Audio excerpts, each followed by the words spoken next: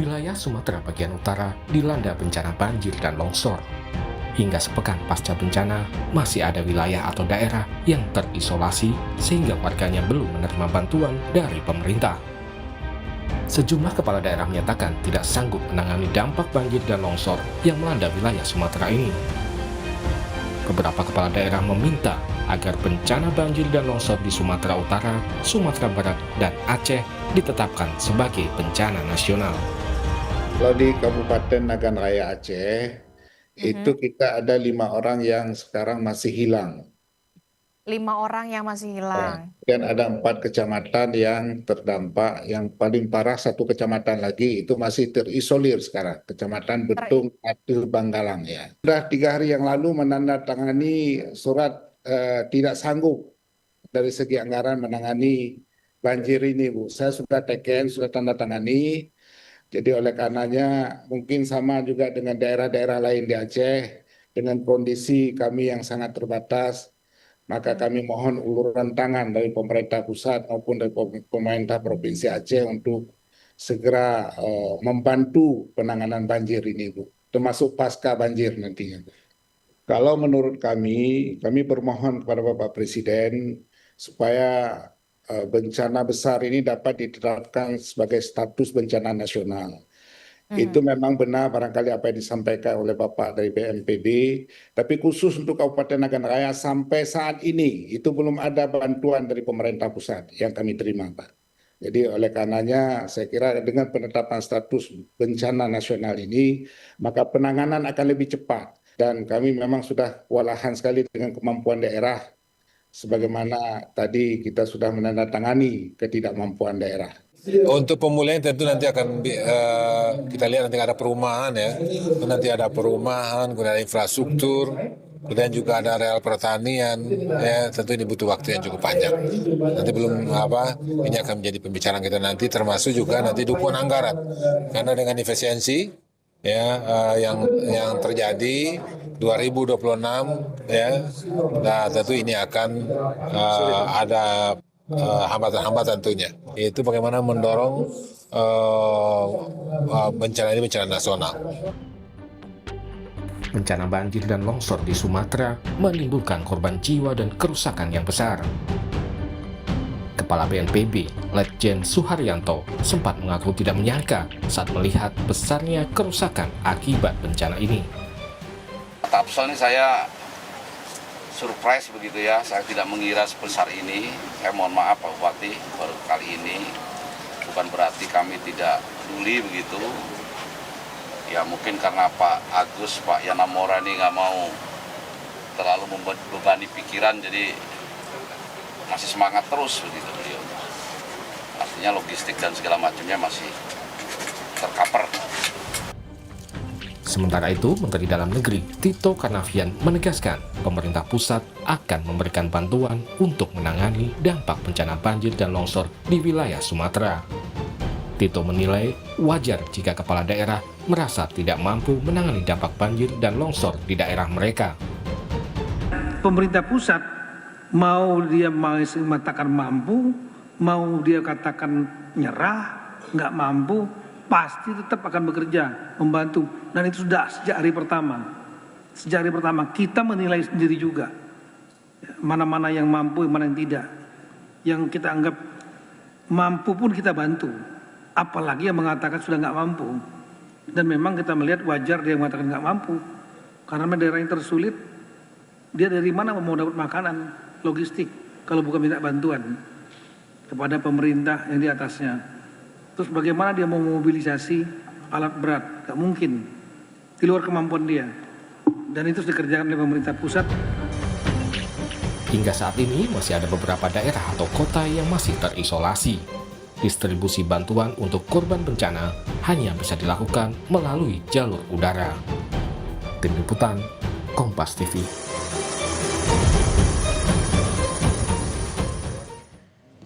Saudara, bencana demi bencana kembali melanda, mulai dari banjir hingga longsor yang terus berulang setiap tahun. Pertanyaannya, mengapa pola yang sama terjadi lagi? Apakah kita belum belajar dari pengalaman sebelumnya? Di satu sisi, pembangunan dan pemanfaatan sumber daya alam terus berjalan. Namun di sisi lain, masyarakat harus menanggung risiko bencana yang semakin sering dan semakin besar dampaknya. Malam ini saudara, kita akan mengulasnya terkait apa saja yang harus dievaluasi agar bencana ini bisa diantisipasi dan bagaimana penanganannya hingga saat ini. Telah hadir bersama kami di studio Kompas TV, Jonathan Victor Rembet, unsur pengarah BNPB, juga Dodi Rido Nurrahmat, Guru Besar Departemen Manajemen Hutan, Fakultas Kehutanan dan Lingkungan IPB. Selamat malam Pak Victor, juga Pak Dodi. Malam. Terima kasih sudah hadir di Sapa Indonesia Malam. Nah, kalau dari BNPB tentu yang pertama kali sekarang pemetaan daerah bencananya seperti apa Pak? Mana daerah yang paling parah terdampak, mana yang masih butuh akses dibuka? Ini untuk siklon tropis Sumatera ini ya. Artinya ketika kita bicara seperti ini masih pemetaan itu masih terus berjalan karena memang akses masih banyak yang belum dapat ditembus. Ya. Walaupun kita sudah berusaha, memang kalau yang terdampak paling parah itu Sumatera Utara. Kalau dihitung dari korban. Paling banyak ya? Paling banyak. Tetapi kemudian di Aceh juga masih banyak daerah yang sulit untuk masih ditembus. Oleh karena itu kalau kita bicara sampai sekarang hitung-hitungannya bagaimana, karena ketika kita bicara tentang pemetaan sudah tentu pemetaan korban yang paling pertama itu masih Sumatera Utara, tetapi kemudian penghitungan kerugian masih sedang dilakukan dan kemudian akses jalan juga masih dilakukan, sehingga harapannya dalam 2 hari ke depan kita lebih tahu lebih jelas lagi ya. Nah, dalam hari-hari ini sebenarnya bagaimana soal status kebencanaan dan penanganannya seperti apa agar masyarakat juga kan bisa tahu. Banyak yang mendorong ini ayo segera jadi bencana nasional karena dianggap dampaknya masif. Nah, sebenarnya seperti apa Pak? Ya, kembali saya sudah berbicara banyak tentang penetapan status bencana nasional, karena penetapan status bencana nasional itu adalah sebetulnya kita bicara tentang sumber daya. Ketika level pertama, level kabupaten kota sudah tidak mampu, mereka akan bicara dan dinaikkan ke level provinsi. Sekarang level provinsi sudah mengeluarkan tiga-tiganya SK tanggap darurat dan itu sudah dilakukan. Tetapi kalau memang provinsi sudah tidak mampu lagi, ini paling tidak di levelingnya, itu baru mereka melaporkan dan meminta untuk diberlakukan status nasional, bencana nasional. Tetapi sampai sekarang belum, dan oleh karena itu kita menunggu, dan kalaupun sudah itu masih dilakukan kajian, karena kajian itu menyangkut kerusakan, menyangkut sumber daya yang masih ada atau tidak. Dan kalau kita melihat memang desakan banyak sekali ya, dari medsos, kemudian juga kita menghargai karena ini bukan sesuatu yang mudah untuk diterima, khususnya warga terdampak, khususnya juga untuk teman-teman yang kehilangan banyak sekali telepon untuk mencari keluarga yang hilang, dan juga teman-teman yang punya niatan baik itu lembaga kemanusiaan ataupun itu lembaga-lembaga advokasi yang merasa harus dinaikkan status. Tetapi memang kajian itu belum sampai ke sana karena sumber daya masih ada. Kalau misalnya dibandingkan dengan 2 status bencana nasional yang pernah kita alami, tsunami 2004 itu memang semua sudah hancur dan tidak ada lagi kemampuan untuk baik secara pengelolaan publik dan kemudian sumber daya tidak ada, dan oleh karena itu 2004 itu dinyatakan status bencana nasional. Jadi kita menghargai masukan, desakan, tetapi kita juga harus melihat ini sebagai sumber daya masih bisa dilakukan dan pemerintah pusat sudah melakukan upaya yang masif untuk menurunkan sumber daya pusat, mendukung semua kerja-kerja kemanusiaan dan tanggap darurat di 3 provinsi ini. Nah, kalau Pak Dodik melihatnya dengan kondisi kebencanaan seperti ini, bagaimana penanganannya? Kalau dari sisi korban ataupun keluarga korban, tentu kan ini adalah masa-masa yang membuat siapapun pasti down. Karena tidak bisa ada masuk bantuan, masih banyak akses yang tertutup. Cara bertindak seperti apa sih sebenarnya yang diharapkan? Ya, tentu saja untuk saat ini prioritas adalah bagaimana menangani korban ya, karena masih banyak, termasuk di IPB beberapa mahasiswa saya juga dilaporkan belum bisa belum bisa menghubungi keluarganya. Tentu ini situasi masih terputus sampai saat ini, masih banyak yang terputus, sehingga situasi itu sangat memprihatinkan. Tentu saja kita sangat prihatin ya dan berempati dengan korban dan keluarga korban. Tetapi ke depan tentu saja ini harus kita jadikan pembelajaran bagi semuanya. Jadi kita perlu evaluasi total ya, evaluasi total tata kelola sumber daya alam dan lingkungan di Indonesia supaya ini tidak terulang. Kalau banyak orang bilang kita perlu tobat lingkungan, perlu tobatan nasuha, tobatan yang bersungguh, tobat yang bersungguh-sungguh. Tobat itu tidak mengulangi lagi dan akan memperbaiki yang lebih baik lagi kan gitu. Ya. Jadi tidak cukup banyak ketika ada bencana kemudian kita seolah-olah melakukan pertobatan tetapi kemudian lupa lagi. Nah ini yang harus kita saling mengingatkan saya rasa. Nah, mencegah itu artinya apakah yang harus dievaluasi pertama adalah tata kelola lingkungannya yang sebenarnya ini bisa diprediksi. Kalau dengan kerusakan sekian harusnya ada hal yang bisa dimitigasi lebih awal. Ya, jadi harus kita bedakan Mbak ya. Jadi ada pemicu bencana ini atau pemicu kejadian ini kan sebenarnya ada 3 ya. Yang pertama cuaca ekstrim. Cuaca ekstrem itu nggak bisa kita manage, yang bisa kita mitigasi, karena itu given sifatnya. Given udah siklon ya sudah, itu cuaca, given. ya? Cuaca ekstrem itu kita bisanya memitigasi, bukan memanage. Yang kedua kondisi geografis, adanya di pegunungan dan sebagainya, kita bisa memitigasi. Ya misalnya dengan membuat turap dan sebagainya kan bisa dengan cara alami, bisa dengan cara mekanis. Nah yang ketiga kerusakan lingkungan ya yang disebabkan oleh manusia ya ini yang bisa kita manage sesungguhnya. Ya karena ini kan sebenarnya tata kelola ini kan kita yang menciptakan. Nah ini menurut saya yang ketiga ini yang bisa kita manage dan kita hindari karena sebetulnya kalau kita tanya penyebab penyebab dari kejadian ini kan kita harus pisahkan. Kejadian ini sendiri banjir bandang ini kan sebetulnya akibat ya. Penyebabnya kan ada yang namanya akar masalah, ada gejala masalah. Kita lihat hutan-hutan gundul itu gejala masalah. Tapi akar masalahnya kenapa hutan gundul? Akar masalahnya kan ada tata kelola di situ yang harus kita perbaiki. Ada kegagalan dalam tata kelola, yang itu yang harus ke depan harus betul-betul kita perbaiki. Untuk penanganannya apakah berbeda dengan 3 faktor tadi yang disebutkan oleh Pak Dodi? Baik itu cuaca ekstrim, lalu juga geografis maupun kerusakan lingkungan. Ya, sebetulnya kalau paling tidak dari yang tata kelola yang dilakukan oleh BNPB ketika kita melihat sebuah ancaman sudah ada, karena ini bicaranya ancaman. Ya. Ini ancaman, jadi artinya hazard. Hazard itu sudah ada dan kemudian hazard itu akan dikelola karena ada slow onset kalau bencana ya, ada fast onset. Ini sebenarnya slow onset, artinya bisa diprediksi. Nah, diprediksinya sebetulnya teman-teman BMKG yang menolong kita. Sehingga sebetulnya siklon tropis ini sudah 8 hari sebelumnya sudah diberitahukan oleh BMKG. Sudah diberitahukan kepada pemerintah daerah. Dan kemudian ini saya hanya mengutip dari apa yang dikatakan oleh Kepala BMKG. 4 hari kemudian juga sudah diberitahukan. Lalu 2 hari kemudian sudah dilakukan. Nah, peringatan dini, tata kelola kita, peringatan dini harusnya dilakukan selanjutnya langkah adalah aksi dini. Nah aksi dini ini artinya apa? Bisa melakukan mengeluarkan SK siaga darurat, di mana bisa mengerahkan semua sumber daya daerah, baik itu kabupaten kota maupun provinsi. Tetapi juga bukan hanya itu, mempersiapkan semua OPD terkait dengan tugas dan fungsi masing-masing. Nah itu yang dimaksudkan dengan aksi dini, sehingga ketika early warning system atau sistem peringatan dini sudah diberikan, yang tugas dan fungsi ini adalah BMKG, aksi peringatan dini harus dilakukan oleh aksi dini ini harus dilakukan oleh pemerintah daerah. Nah ini yang agak miss. Betul memang karena ini mungkin baru kasus kedua Pak ya. Siklon ini baru kedua, siklon tropis ini. Yang pertama di Seroja 3-4 tahun lalu dan sekarang di Sumatera bagian utara mulai Sumatera Barat sampai kepada Aceh. Jadi memang ini belum pernah ada, tetapi yang dikatakan oleh Pak Budi tadi bukan berarti kalau sudah ada peringatan dini kita berdiam diri saja. Betul. Harus ada aksi dini. Betul, apalagi sudah ada data early warning system, harusnya aksi dini dilakukan. Nah, miss-nya ini seperti apa dan bagaimana ke depannya agar tidak berulang lagi, kita bahas usai jeda di Sapa Indonesia Malam. Kita lanjutkan perbincangan kita soal bencana yang terjadi di Sumatera bagian utara. Tadi kan sebenarnya sudah ada early warning system, sudah ada peringatan dini, aksi dini dilakukan, tapi pada praktiknya tidak terjadi. Nah Pak Dodi melihatnya apa yang jadi hambatannya? Apakah birokrasinya kah? Ya, jadi kadang-kadang memang logika birokrasi ini kadang-kadang berbeda dengan logika kedaruratan ya. Jadi kalau darurat itu mestinya kan terlepas dari itu semua.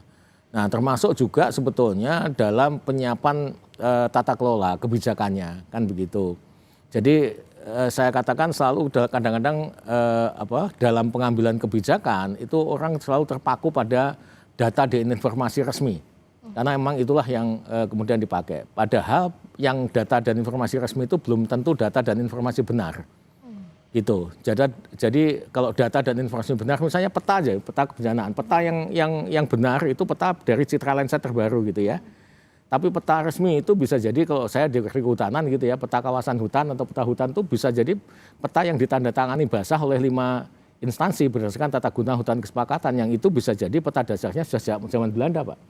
Jadi bisa melenceng jauh. Kondisinya sudah berubah, tapi yang dipakainya sangat berubah, tidak tapi yang aktual itu. gitu ya. Tapi kalau terjadi kasus itu yang digunakan apa di pengadilan? Peta resmi apa peta Resmi benar? pasti ya. Pasti peta resmi. Padahal peta resmi itu bukan peta benar. Peta benar itu outputnya adalah kebenaran. Kalau peta resmi itu bukan benar tapi betul, Mbak. Ya. Jadi outputnya kebetulan. Kebetulan, iya. Kalau betul kebetulan. Hal-hal yang birokratis lah ya. Kebetulan Dianggap benar. betul. Iya, jadi belum tentu benar. Ya. Nah, ini yang kadang-kadang membuat menjadi miss semua, menjadi ada distorsi dalam pengambilan kebijakan. Ini juga sangat penting untuk kita garis bawahi. Tidak akan ketemu kalau mindsetnya kebencanaan dengan hal-hal yang birokratis, Pak Victor. Dalam kondisi seperti ini sebenarnya apa sih yang sudah dilakukan misalnya untuk mengingatkan daerah? Apa yang selama ini sudah disepakati antara pemerintah pusat dengan pemerintah daerah soal ini? Ya, dalam 5 tahun terakhir ini kita sebenarnya sudah memang masih pilot, tetapi ini sebetulnya bisa dipelajari, namanya AMPD ya. Aksi merespon peringatan dini. Apa saja yang dilakukan. Dan itu memang knowledge ini ketika kita tahu kita hidup di daerah rawan bencana dengan risiko bencana, kita mindsetnya adalah pengurangan risiko bencana. Ya. Jadi memang pengurangan risiko bencana ini yang menjadi aspek pembangunan dari tata kelola menghadapi kebencanaan. Kalau kita hanya berpikir bahwa bencana itu direspon saja, kita akan kehilangan. Tapi kebencanaan itu justru itu makanya Undang-Undang Nomor 24 itu dibuat dengan sebuah filosofi yang berbeda. Filosofinya adalah pengurangan risiko bencana. Ya. Makanya ada BNPB, Badan Nasional Penanggulangan Bencana. Dulunya masih Bakornas. Bakornas sifatnya ad hoc dan sifatnya juga hanya respon.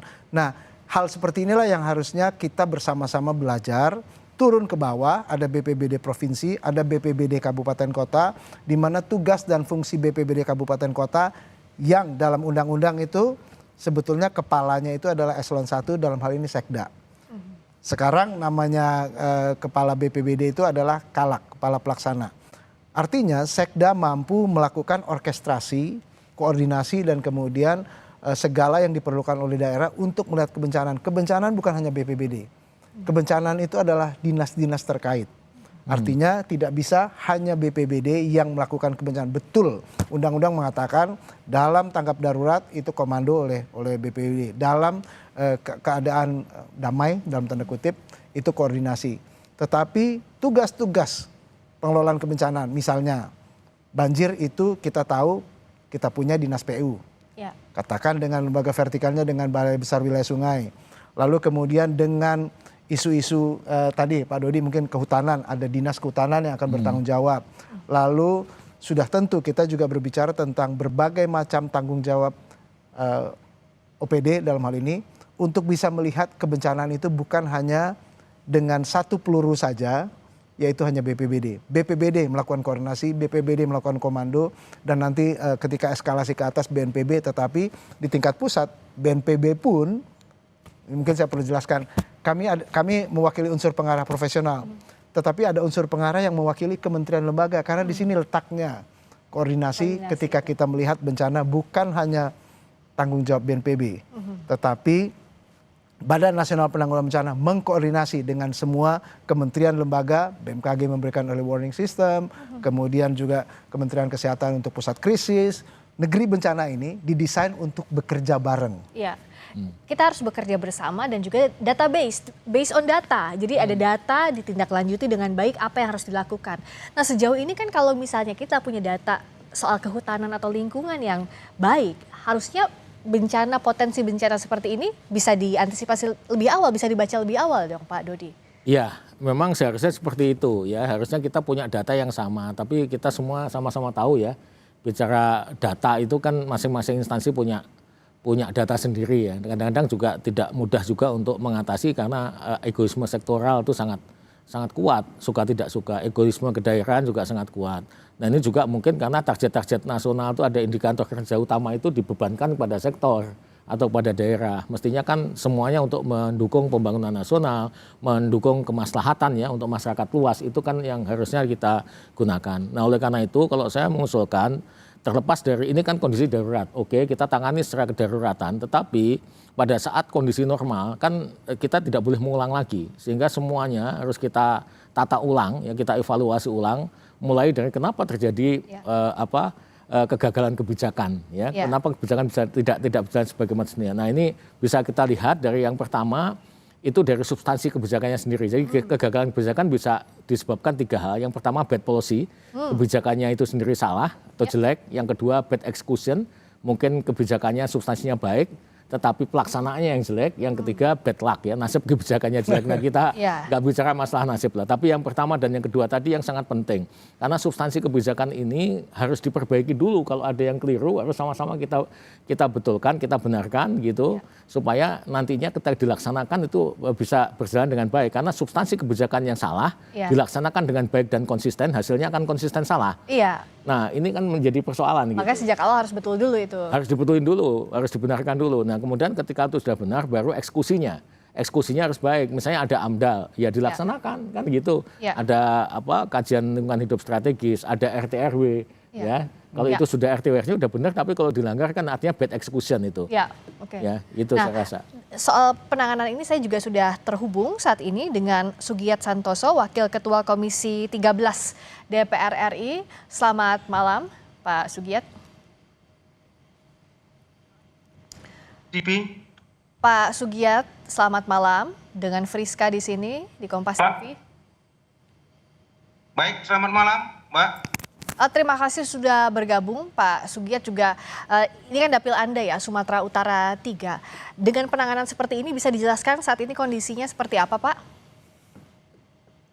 Ya, kalau dari analisis dan pantauan kami selama beberapa hari di beberapa kabupaten kota di Sumatera Utara, memang mitigasi bencana dari mulai sebelum terjadinya bencana, ketika sedang terjadinya bencana, dan sekarang pasca terjadi bencana, memang pemerintah kabupaten kota, pemerintah provinsi, bahkan pemerintah pusat belum maksimal menangani persoalan bencana ini. Ada beberapa daerah yang sampai sekarang itu, misalnya di Tapling Sibolga, akses jalan ke sana masih belum ada. Terus ada beberapa daerah, misalnya di Langkat kemarin saya langsung terjun, ada sekitar 11 sampai 15 kecamatan yang masih rendam banjir dan belum dilakukan proses penanganan apapun. Misalnya terkait dengan evakuasi korban. 5 hari atau 4 hari rumah mereka rendam banjir sampai ke atap, tapi tidak ada penanganan khusus bagaimana misalnya warga yang sudah tua, sudah jompo itu bisa dibawa ke darat atau ke daerah yang lebih aman, terus ditindaklanjuti persoalan kebutuhan pangan mereka, persoalan kesehatan dan sebagainya. Saya pikir ini menjadi problem kita bersama lah, mengevaluasi bagaimana ke depannya terkait dengan mitigasi bencana baik sebelum, sedang maupun sesudah bencana itu bisa dilakukan oleh pemerintah daerah, kabupaten kota, provinsi dan pusat. Ya, ini tentu evaluasi pasti harus dilakukan pasca ini. Tapi untuk saat ini apa yang didorong oleh Pak Sugiyat dan juga kawan-kawan DPR untuk segera dibuka akses untuk warga, bantuan segera dilakukan, segera diberikan, pun evakuasi yang masih terhambat kondisi di sana juga bisa cepat dilakukan? Ya, yang pertama pastinya bahwa sekarang kebutuhan warga terkait dengan kebutuhan pokok, kebutuhan pangan dan pakaian. Kalau pangan, saya berharap pemerintah pusat, pemerintah provinsi dan pemerintah kabupaten kota itu bisa memastikan seluruh warga yang sampai sekarang ini masih di daerahnya masing-masing belum terakses jalan bagaimanapun caranya supaya kebutuhan pangan ini bisa nyampe ke mereka. Misalnya di Tapling Sibolga, saya mendapat informasi tadi dari beberapa kawan-kawan di sana sangat membutuhkan kebutuhan pangan. Kemarin kan sudah bisa kita lihat bersama-sama bahkan sampai terjadi penjarahan. Begitu juga di daerah lain, misalnya di Langkat. Sampai sekarang juga di Langkat itu khusus juga itu Mbak. Karena sampai sekarang masih beberapa daerah masih terendam banjir. Dan warga tidak bisa melakukan apapun, misalnya memasak tidak bisa. Saya pikir perlu atensi khusus dari segenap kita untuk memastikan kebutuhan pangannya terjamin. Begitu juga dengan kebutuhan pakaian. Kemarin kita turun langsung, sudah beberapa hari warga yang selamat mengungsi di beberapa tempat, pakaiannya itu sudah berlumur lumpur tapi tidak diganti-ganti, apalagi di daerah-daerah yang belum sempat melakukan pengungsian. Ya. Dengan kondisi seperti ini tentu kebutuhan para korban yang harus diutamakan. Tadi ada kebutuhan pangan, lalu juga akses jalan ke sana masih sulit untuk distribusi bantuan, pakaian bahkan yang melekat di badan saja yang saat ini tersisa. Itu dengan kondisi seperti ini apa yang bisa dilakukan? Sementara akses kan terputus, Pak Victor. Memang kalau berdasarkan textbook harusnya sudah ada tim reaksi cepat dari pemerintah daerah yang memberikan pelaporan, artinya mereka punya data, tadi kita bicara data. Dan tim reaksi cepat inilah yang kemudian memberikan data kebutuhan. Nah memang yang harus kita bersama-sama, tadi Pak Sugiat mengatakan kita harus bersama, tidak bisa sendiri. Artinya dalam kondisi yang seperti ini BNPB melakukan pendampingan. Dan oleh karena itu pendampingan ini menolong setiap kabupaten kota untuk bisa bekerja lebih efektif. Pertama, mereka dalam kondisi yang panik. Kemungkinan keluarganya juga terdampak, kita harus mengakui itu. Yang kedua, sumber daya yang sangat terbatas. Dan oleh karena itu dari pusat Badan Nasional Penanggulangan Bencana sudah ribuan jumlahnya dan tinggal bagaimana disebar untuk kemudian bisa menolong dalam pengumpulan data, artinya menolong untuk kaji cepat, lalu kemudian menolong juga untuk pemenuhan kebutuhan awal, kebutuhan baku, dan ketiga bisa juga mendampingi, saya katakan mendampingi karena yang tugas utama itu SAR untuk pencarian dan evakuasi.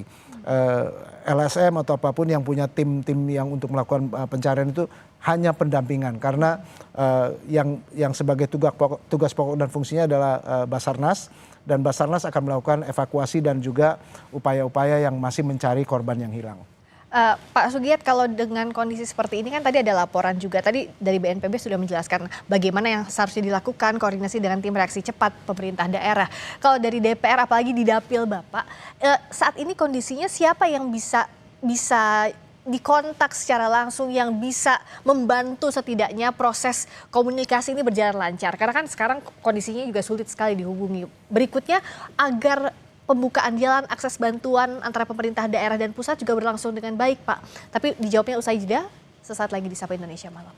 Masih di Sapa Indonesia Malam, saya ke Pak Sugiat dulu. Kemarin kan sempat ke Dapil ya Pak dan menyambung pertanyaan saya tadi. Jadi koordinasi di lapangannya seperti apa? DPR mendesaknya seperti apa? Karena kan lagi-lagi kalau seperti ini pemerintah daerah dan pusat harus bergerak bersama. Dan hari Kamis ketika puncak-puncaknya hujan yang sangat deras beberapa hari di Sumut, saya berada di Kota Medan. Ini ambil contoh misalnya di Kota Medan. Ya. Pada saat itu kita sudah dapat banyak pengaduan, misalnya rumah mereka sudah tenggelam dan beberapa orang tua yang itu tidak mungkin mereka menyelamatkan diri sendiri, perlu evakuasi lah. Ya. Tapi kita agak kesulitan misalnya melapor ke pemerintah daerah, pemerintah provinsi, apalagi pusat ya, karena ya tidak mungkin kita misalnya mengevakuasi tidak ada perahu karet misalnya kan. Saya pikir ini menjadi kelemahan besar terkait dengan mitigasi prabencana. Memang tidak ada kesiapan yang sangat signifikan dari pemerintah kita terkait dengan bencana ini, itu agak kesulitan. Lalu yang bisa kami lakukan sebagai relawan, kami kan relawan punya kekurangan sendiri. Tadi dikatakan bahwa kolaborasi betul, tapi ada porsinya masing-masing. Misalnya kami lah sebagai relawan, yang bisa kami lakukan pada saat bencana ini paling menyiapkan kebutuhan pangannya, itu pun terkendala dengan proses distribusi yang lapangannya itu tidak bisa kita tembus. Ya. Itu di Medan. Saya juga ke Langkat misalnya, ada beberapa kecamatan yang itu beberapa hari terendam banjir. Kita sudah kumpulkan kebutuhan pangan, kebutuhan pakaian, tapi karena memang letak lokasinya yang memang betul-betul tidak bisa ditembus, yang punya kemampuan untuk itu, saya pikir dalam konteks institusi negara itu seperti BNPB, Basarnas tadi dikatakan, juga TNI. Tapi lagi-lagi kenapa ini masih berlarut-larut? Saya pikir ini perlu kritik juga kita kepada institusi negara di tingkat pusat misalnya. Ada yang menganggap di awal-awal, mohon maaf ya, di awal-awal BNPB menganggap bencana ini seperti sepele, hanya mencekam di media sosial saja seperti yang dikatakan oleh Kepala BNPB, tapi di lapangan yang kami temukan bencana ini sangat mengerikan sekali. Baik. Itu di Medan, Deli Serdang, apalagi Tapeng Sibolga, dan satu kali lagi Langkat itu perbatasan dengan Aceh Tamiang. Ya. Sampai jadi ini Aceh Tamiang itu belum berakses apapun, padahal daerahnya sudah luluh lantas. Saya pikir itu. Ya, Pak Victor bisa dijawab tadi evaluasi catatannya dalam penanganan bencana. Ya, sebetulnya ketika kita melihat hal ini, berkali-kali Pak Sugiatno mengatakan mitigasi. Kalau kita mau mengevaluasi, sebetulnya setiap daerah itu kalau sudah tahu, tadi saya katakan ancaman bencananya dan resikonya apa, seharusnya sudah punya namanya rencana kontingensi. Rencana kontingensi itu artinya sudah tahu berapa perahu karet yang mereka miliki, berapa personel yang dimiliki. Jadi kalau mau mengevaluasi itu kan berdasarkan rencana. Kalau tidak ada rencana kita nggak bisa evaluasi ya. Nah dari Rencon itu kita bisa melihat sebetulnya kekuatan sumber daya dari pemerintah daerah di mana untuk sebuah ancaman ataupun resiko bencana yang ada. Dan kita juga BNPB sudah punya yang namanya IRBI, Indeks Resiko Bencana Indonesia. Dan bahkan setiap orang sudah bisa juga mengakses, sekarang sudah ada aplikasi yang namanya Inaris. Dia tahu lokasi itu ancamannya apa. Tetapi memang kalau yang ini anomali menurut Kepala BMKG, memang seharusnya early warning system itu sudah menjadi catatan yang luar biasa di garis bawahi, kalau bisa di stabilo, dilakukan laporan oleh kepala daerah. Sehingga harus sudah menyiapkan dari awal. Nah itu Rencon. Dari Rencon ada rencana operasi. Kita kemudian mengevaluasi dari rencana operasi juga. Rencana operasi inilah yang kemudian membuat kita, oh ini memang yang harus kita lakukan. Ini yang tidak. Nah selain itu kita juga punya berbagai macam model untuk kalau Pak Sugiatno mengatakan berbagai macam. Itu ada yang kita namanya penilaian ketangguhan desa. Bahkan turun sampai ke desa Mbak. Artinya itu kita ada juga katalog ketangguhan. Nah ini harusnya referensi ini sudah cukup. Bisa dilakukan, tetapi bagaimana kita mempunyai pengetahuan, kita sudah punya melakukan apapun juga, bagaimana mengimplementasinya untuk membangun ketangguhan masyarakat di mana seorang kepala daerah bertanggung jawab. Ini amanat Undang-Undang Dasar 45, melindungi tanah tumpah darah, dan sudah tentu level ke atas provinsi dan pemerintah pusat mendukung dan kemudian mensupport sebisa mungkin untuk membangun ketangguhan itu. Terakhir Pak Dodik, agar ini tidak berulang, sebenarnya kan pertanyaan banyak pihak, bisa atau tidak fungsi lingkungan ini dikembalikan? Kalau melihat kerusakannya saat ini sudah terlihat masif.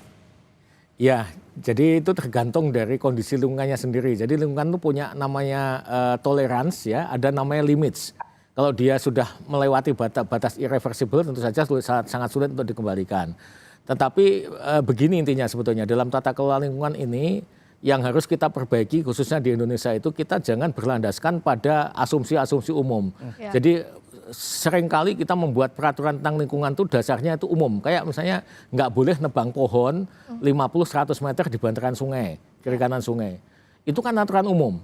Padahal kalau lokasinya di hulu jangankan 50-100 meter, mungkin 1-2 meter saja kan berbahaya kalau lokasinya di hulu. Tapi sebaliknya kalau di hilir mungkin kita bisa nemu kompleks perumahan yang namanya riverside. Ya.